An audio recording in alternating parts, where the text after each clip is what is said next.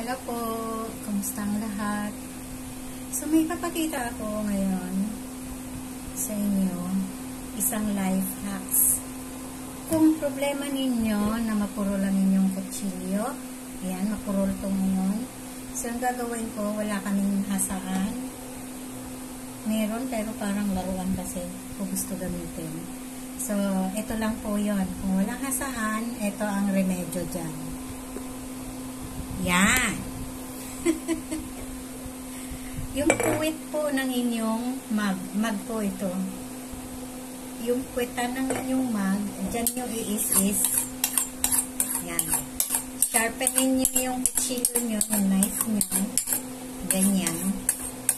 At mamaya po tatalas na po yan. Hirap na hirap ako kasi maghiwa ng gulay.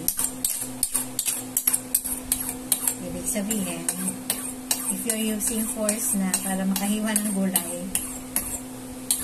mapurol na yung inyong kutsilyo. So, kailangan nyo na hasain. Kung walang hasaan, ito lang po medyo. Pwede yung puwet ng mangkok. Pwede rin itong mug. So, subukan nyo natin. Face natin dito. Mayroon ako rito gulay. Face natin dito sa ating hiwaan. O, yan. Tumalas na po siya. Easy na. Hindi ko nilalagyan ng sobrang lakas. So, ganun lang po yung ating life hacks ngayon.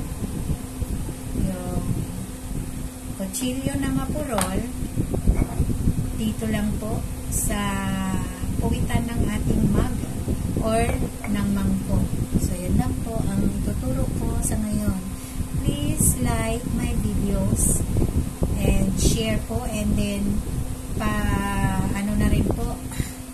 pa-subscribe na rin po sa YouTube po. Tulong na lang po ninyo sa akin. Salamat!